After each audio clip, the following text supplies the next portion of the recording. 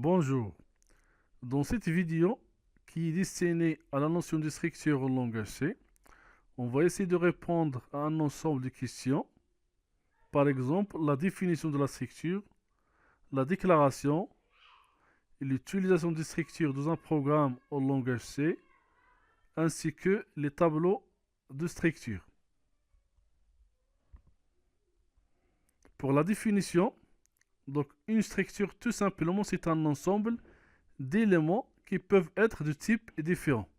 Et cet ensemble est désigné par un seul nom. Chaque élément de la structure est appelé un champ. Et pour accéder à ce champ-là, on utilise son nom. Pour déclarer une structure, on utilise la syntaxe suivante. On commence par le mot-clé struct, espace, le nom de la structure, et entre deux accolades, on donne la liste des champs. Et pour chaque champ, je donne le type du champ, espace, le nom du champ.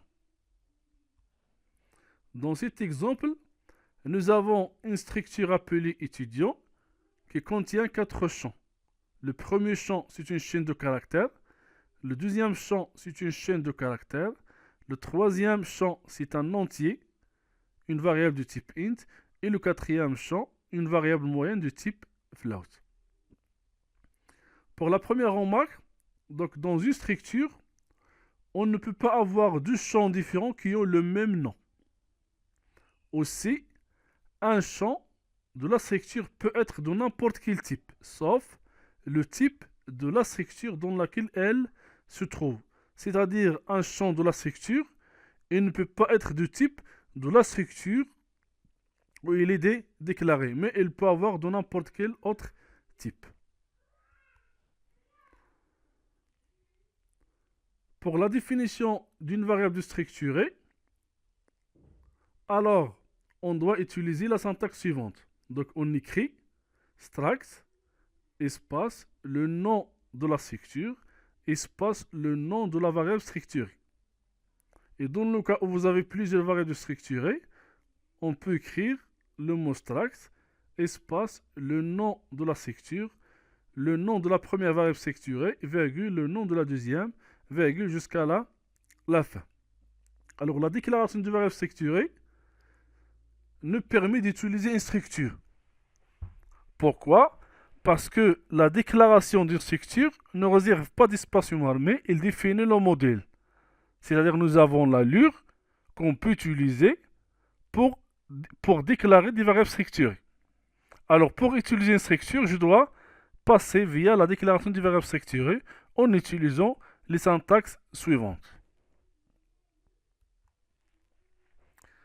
Dans cet exemple, nous avons une structure appelée étudiant qui contient 4 champs, le nom, le prénom, l'âge, la moyenne. Après, nous avons déclaré 3 variables structurées.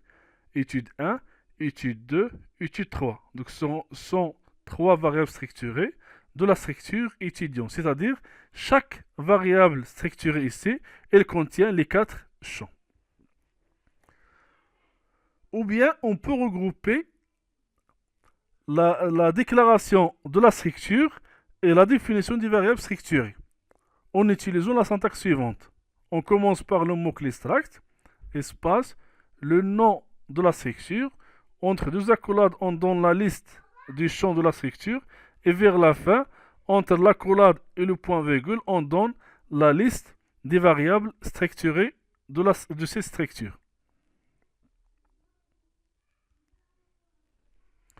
Pour accéder au champ d'une variable structurée, on utilise l'opérateur point. Donc on écrit le nom de la variable structurée, point, le nom du champ qu'on veut. Dans cet exemple, nous avons une structure appelée étudiant qui contient 3 champs, le prénom, l'âge, la moyenne. Après, nous avons déclaré une variable structurée de type étudiant. Après, nous avons accédé au champ de la variable structurée en utilisant nos points. Premièrement, nous avons étude 1.prénom égale Ali. Nous avons étude 1.âge égale 23. Nous avons étude 1.moyenne égale 15,27. pour les structures imbriquées. C'est-à-dire, vous avez une structure et à l'intérieur, nous avons un champ qui est aussi du type de notre structure. Dans cet exemple-là, nous avons une structure appelée date qui contient 3 champs, le jour, le mois, l'année. Aussi, nous avons une structure appelée étudiant qui contient le champ nom de type char, donc une chaîne de caractères de type char. Nous avons une chaîne de caractères prénom. Nous avons une variable moyenne de type float. Et nous avons une variable structurée naissance de type date. Alors cette variable structurée naissance, elle contient les 3 champs, le jour, le mois et l'année. Alors dans ce cas-là, pour accéder au champ de la variable structurée naissance, alors ici on doit utiliser deux fois l'opérateur point. Par exemple ici nous avons étude 1, point naissance, point jour. Alors le premier opérateur c'est pour accéder au champ naissance, le deuxième c'est pour accéder au sous-champ de naissance.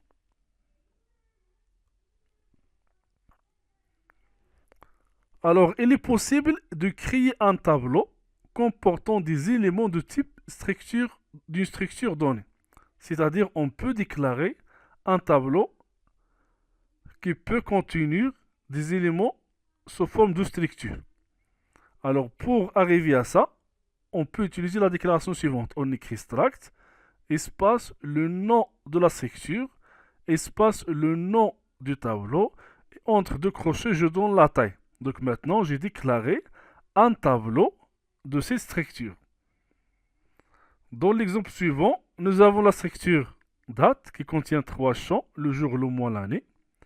Nous avons la structure étudiant qui contient le premier champ, c'est une chaîne de caractères. Le deuxième champ, c'est une chaîne de caractères. Le troisième champ, c'est une variable de type float. Et nous avons le quatrième champ, c'est une variable structurée de la structure date. Après, nous avons déclaré un tableau appelé liste dont la dimension c'est 30 et de type étudiant.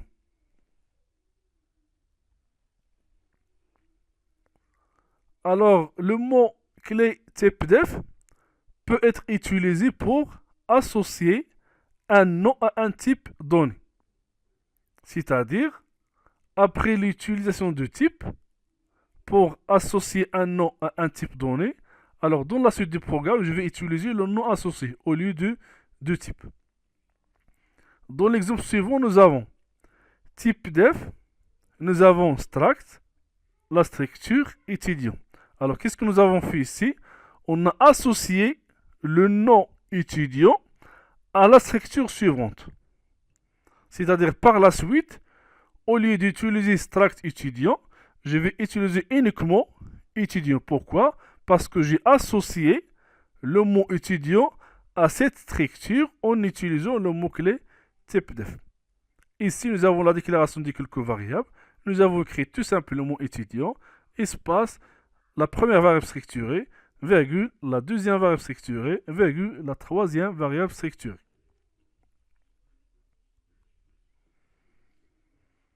Maintenant, on va passer à notre point, c'est l'utilisation des structures dans les fonctions. On va commencer premièrement par le passage par valeur. Alors, dans cet exemple, nous avons une structure appelée enregistrement, ENREG, qui contient 2 champs. Le premier champ A de type int, le deuxième champ B de type float. Nous avons une fonction fct qui accepte à l'entrée en argument une variable structurée S de la structure enregistrement. À l'intérieur de la fonction, nous avons affecté la valeur 0 au champ A de la variable structurée S. Après, nous avons affecté la valeur 1 au champ B de la variable structurée S. Et vers la fin, on affiche le champ A et le champ B de la variable structurée de S. Après, de la fonction main, nous avons déclaré une variable structurée X de la structure enregistrement. Après, nous avons attribué la valeur 1 au champ A de la variable structurée X. On a affecté la valeur 12,5 au champ B de la variable structurée X. On a affiché le contenu du deux champs A et B de la variable structurée X. Après, nous avons appelé la fonction et comme paramètre, nous avons donné la variable structurée X. Et après, on affiche, après l'appel de la fonction, on affiche le contenu du deux champs A et B de la variable structurée X.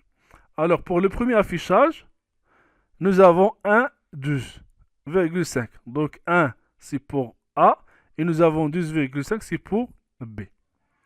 Après, dans l'appel de la fonction, ici, nous avons le passage par valeur. Cela signifie quoi? Que le contenu du X sera copié dans S. Après, la valeur de 0 est affectée au champ A. 1 est affecté au champ B. Après, nous avons l'affichage de S, le compte des deux champs A et B. Donc, nous avons 0 et nous avons 1. Après l'appel de la fonction, on veut afficher les deux champs A et B de X.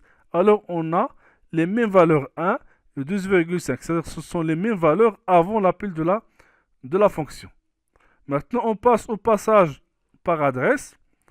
Alors, dans le passage par adresse, c'est-à-dire ici, on utilise la notation de pointeur. Donc, nous avons la structure enregistrement qui contient les deux champs A et B.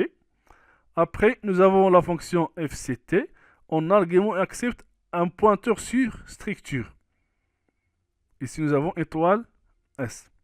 Alors, dans le cas où vous avez ici un pointeur de type structure, pour accéder au champ, on utilise la flèche au lieu du point.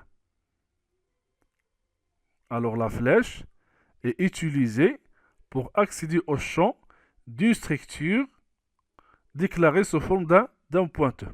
Donc, par exemple, ici, alors nous avons S flèche A égale 0. Nous avons S flèche B égale 1. Après, on va afficher le contenu des deux champs A et B de S. Dans la fonction main, nous avons une variable structurée X. Nous avons affecté 1 au champ A, 12,5 au champ B. Ici, on affiche le contenu de A et B avant l'appel de la fonction. Donc, comme résultat, c'est 1, 12,5. Après, dans l'appel de la fonction, nous avons le passage par adresse. C'est-à-dire, l'adresse de X sera attribuée au pointeur S. Cette affectation signifie quoi? Que S, il pointe sur X. C'est-à-dire, chaque modification va être effectuée à l'origine, c'est-à-dire dans X. Alors, ici nous avons quoi? S flèche A égale 0. C'est-à-dire, la valeur 0 sera affectée au champ A pointé par S. C'est-à-dire, directement vers le champ A de X. De la même façon, la valeur 1 sera affectée au champ B de la variable pointée par S, c'est-à-dire X. C'est-à-dire que je vais affecter B directement de X. Et à l'intérieur, on va afficher A et B, c'est-à-dire 0 et 1. Et après l'appel de la fonction, on va afficher A et B de X, alors on aura 0 et 1. Pourquoi? Parce que ici, nous avons le passage par adresse. Le pointeur S est initialisé par l'adresse de X.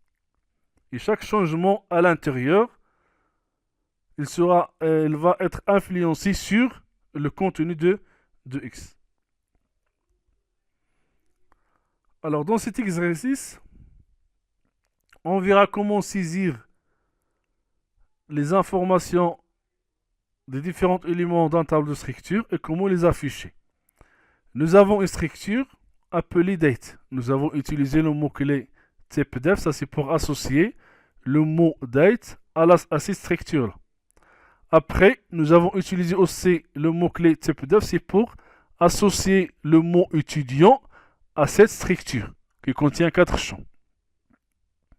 Après, nous avons déclaré un tableau appelé liste dont la taille c'est 30 et de type étudiant. Alors, dans notre programme, on va donner les instructions pour saisir et afficher les informations d'un ensemble d'étudiants. Donc, après la déclaration, nous avons l'inclusion de la bibliothèque standard input-output.h. Nous avons l'inclusion de la bibliothèque string.h. Nous avons déclaré une constante max qui a la valeur 50. Nous avons la déclaration de la structure date. Nous avons la déclaration de la structure étudiant. De la fonction main, nous avons déclaré un tableau A de la structure étudiant. Nous avons déclaré une variable n, c'est le nombre des étudiants à gérer. Et nous avons ici les indices, donc les indices des éléments du tableau. Au début, on saisit la valeur de n en utilisant l'instruction scanf, pourcentage t, adresse de n. Après, pour saisir les étudiants, donc on a besoin d'une boucle. La boucle for qui commence de i à partir de 0. I est inférieur strictement à n. Et vous avez i plus plus. Donc l'incrémentation de i en utilisant un pas égal à 1. Entre les deux accolades, on va afficher étudiant numéro i plus 1. C'est pour le format pourcentage d. Après, on va afficher entrée le nom. Et on va saisir le nom en utilisant scanf pourcentage s. Adresse a de i point nom. Après, entrée prénom, pourcentage s. Vous avez adresse a de i prénom. Entrée moyenne, nous avons pourcentage f. Adresse de a de i point moyenne. Entrée date de naissance. Pourcentage d pour le jour, pourcentage d pour le mois, pourcentage d pour l'année. Alors pour le premier format, vous avez adresse a de i.naissance.jour. Pour la deuxième valeur saisie, vous avez adresse a de i.naissance.mois.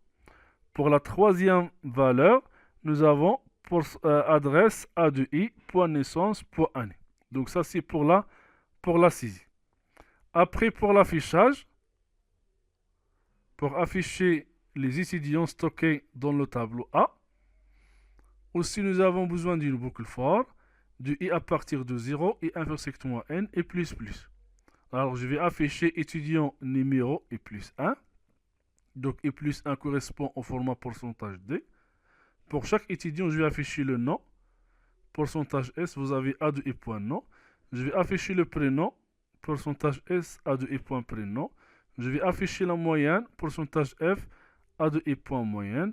Et je vais afficher la date de naissance. Vous avez le jour, le mois, l'année. Alors pour le premier format, vous avez a de i point naissance point jour. Pour le deuxième, vous avez a de i point naissance point mois. Pour le troisième, vous avez a de i point naissance point année. Donc ici, nous avons un exemple d'exécution. Donc donnez le nombre des étudiants. Donc, par exemple, 2 étudiants. Alors, je vais commencer par la saisie des étudiants. Alors, l'étudiant numéro 1, vous avez le nom, vous avez le prénom, vous avez la moyenne, vous avez la date de naissance. Pour le deuxième étudiant, vous avez le nom, vous avez le prénom, vous avez la moyenne et vous avez la date de naissance. Après, on passe à l'affichage des étudiants. Donc, vous avez les informations de l'étudiant numéro 1 et vous avez les informations de l'étudiant numéro 2.